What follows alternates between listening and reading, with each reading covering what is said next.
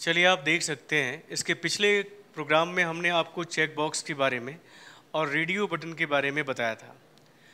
आज की क्लास में आप देख सकते हो कि आज के प्रोग्राम में हम डाटा एंट्री के लिए स्क्रीन को डिज़ाइन किए हैं। यहाँ पे आप देख सकते हो कि हमने नेम के लिए यहाँ पे बॉक्स बना रखा है, एज के लिए बना रखा है, डेट ऑफ बर्थ के लिए यहाँ पे डेट ऑफ बर्थ इनपुट करेंगे, यहाँ पे एड्रेस को इनपुट करेंगे, मोबाइल नंबर को और स्टेट को इनपुट करेंगे। इस प्रोग्राम में सबसे इम्पोर्टेंट चीज़ है पुश बटन। जो स्क्रीन हम डिज़ाइन कर रहे हैं उसमें हम देख सकते हैं कि यहाँ नेक्स्ट का बटन बना रहे हैं, यानी आप यहाँ पे नेक्स्ट बटन पे क्लिक करके और अधिक डाटा इनपुट करते जाओगे। जैसे इसके पिछले प्रोग्राम में आपने देखा है कि इनपुट करने के बाद यहाँ पे आपसे पूछा जा रहा है कि इनपुट नेक्स्ट यस या नो, लेकिन हम क्या कर सकते हैं, यहीं पे क्लिक करके हम और अधिक डाटा इनपुट करते जाएंगे। यहाँ से अगर मान लीजिए किसी रिकॉर्ड को आपने गलत कर दिया है, किसी रिकॉर्ड को आपने गलत फिल कर दिया है, तो यहाँ से हम उसको क्या कर सकते हैं, डिलीट कर सकते हैं, उसको ख़त्म कर सकते हैं। और यहाँ से अगर हमको प्रोग्राम से बाहर आना है तो हम एग्जिट बटन पे क्लिक करके हम क्या कर सकते हैं, उस प्रोग्राम से बाहर आ सकते हैं।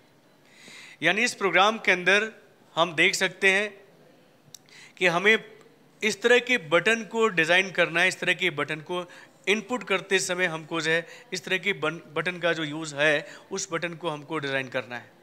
यानी फॉक्स प्रो के अंदर स्क्रीन को डिज़ाइन करते समय हमको कुछ इस तरह के बटन को बनाना है, और यही आज के प्रोग्राम में हम सीखेंगे कि हम कैसे किसी स्क्रीन को डिज़ाइन करते समय हम इस तरह की बटन को कैसे बनाएंगे, और इसी बटन को हम पुश बटन के नाम से जानते हैं। तो आइए सबसे पहले हम एक डाटाबेस को बनाते हैं और डाटाबेस को हम प्रोग्राम के अंदर यूज़ करते हैं। तो आइए हम दिखा देते हैं कि सबसे पहले हम इस डाटाबेस जो हम बना रखे हैं इस स्क्रीन के अंदर हम कैसे इनपुट लेंगे। इनपुट करने के लिए आप यहाँ पे जैसे आपने नाम इनपुट किया अजय, उम्र डाला आपने यहाँ पे 20, और यहाँ पे आपने डेट ऑफ बर्थ में डाला आपने 10, यहाँ लिखा 05 और यहाँ आपने लिखा 90।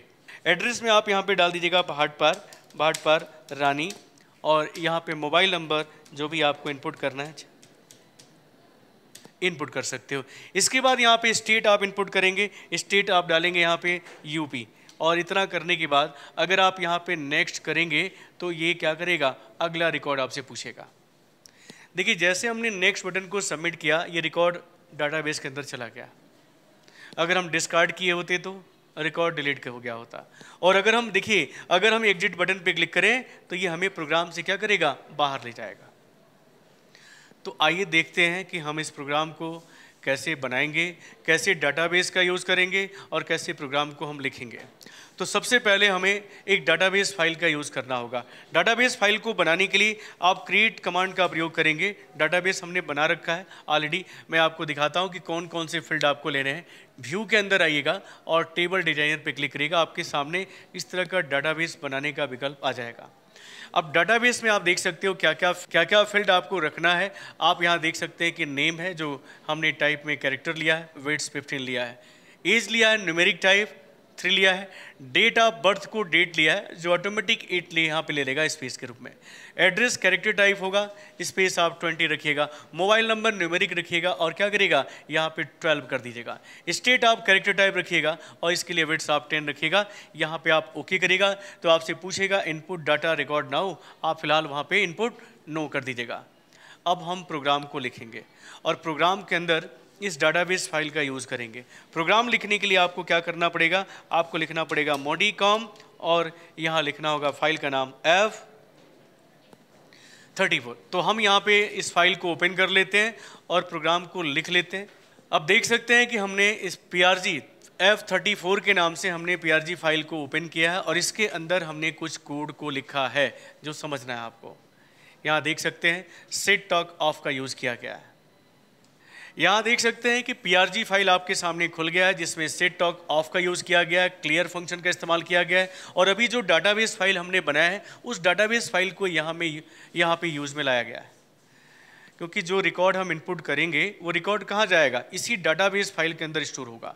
तो हमने यूज़ किया है pss.dbf। यहाँ पे d की वैल्यू हमने वेरिएबल लिया है, d का मान 1 रखा है, ch जो वेरिएबल है इसके ऊपर हमने y को स्टोर किया है। अब देखिए लूप चला रहे हैं डू वाइल का, अपर केस लगाए हैं, ch का मान जब तक y रहेगा।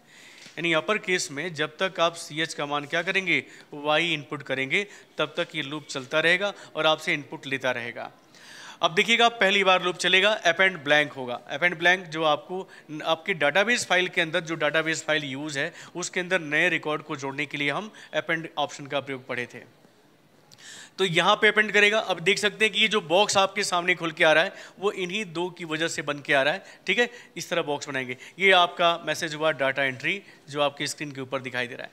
इसके बाद यहाँ देख सकते हैं @8,5 पे नेम को इनपुट किया गया है, यहाँ पे 10,5 पे एज को इनपुट किया गया है, और यहाँ पे 12,5 को डेट ऑफ बर्थ को इनपुट किया गया है, और यहाँ पे 14,5 यानी 14वें रो के 5वें कॉलम पे एड्रेस को इनपुट किया गया है, और यहाँ पे देख सकते हैं 16वें रो के 5वें कॉलम पे मोबाइल नंबर को, और यहाँ पे 18वें रो के 5वें कॉलम पे स्टेट को इनपुट दिया गया है।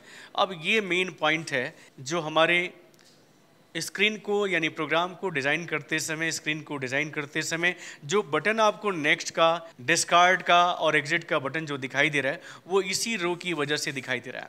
आप देख सकते हैं 20,5 गेट डी जो हमने वेरिएबल लिया है फंक्शन, और यहाँ पे स्टार लिखा गया है। एच हमने बताया था कि हॉरिजॉन्टल, एच लिखने का मतलब है हॉरिजॉन्टल, खाली स्टार लिखेंगे तो आपका ये बटन बना देगा।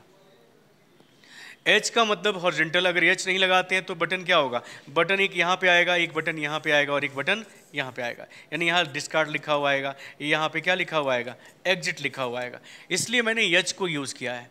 यहाँ पे नेक्स्ट, यहाँ पे जो मैसेज दिया है, यहाँ पे डिस्कार्ड और यहाँ पे एग्जिट को लगाया है। अब देख सकते हैं यहाँ पे रीड, चूंकि गेट फंक्शन का इस्तेमाल कर रहे हैं इसलिए हमको रीड लगाना होगा। डू केस का यूज़ करेंगे। डू केस में हम कह रहे हैं कि अगर डी का मान 1 है, अगर यूज़र नेक्स्ट बटन पे क्लिक करता है तो क्या होगा, लूप में बना रहेगा। मैंने बोला था ना कि लूप कब तक चलेगा, जब तक CH का मान हम Y इनपुट करते रहेंगे। तो यहाँ इनपुट हम क्लिक करके दे रहे हैं, तो अगर D1 है तो CH का मान क्या रहेगा, Y रहेगा, आपसे इनपुट लेता रहेगा। लेकिन अगर D का मान 2 है, मैंने बोला अभी देखिएगा, मैं इसको कट करता हूँ, थोड़ा साइड करता हूँ।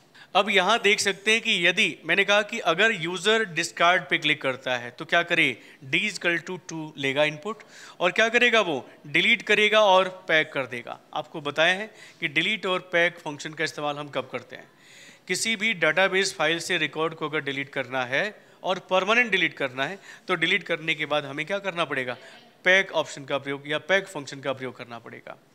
तो अगर हम इस बटन पे या यूज़र इस बटन पे क्लिक करता है तो जो भी इसके अंदर इनपुट किया गया है उसको ये क्या करेगा, उस रिकॉर्ड को डिलीट कर देगा, परमानेंट डिलीट कर देगा।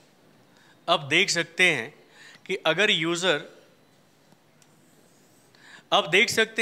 यूज़र D का मान 3 यानी अगर एग्जिट बटन पे क्लिक करता है मान लीजिए, तो D का मान क्या हो, 3 पर क्या करेगा, CH का मान n कर देगा।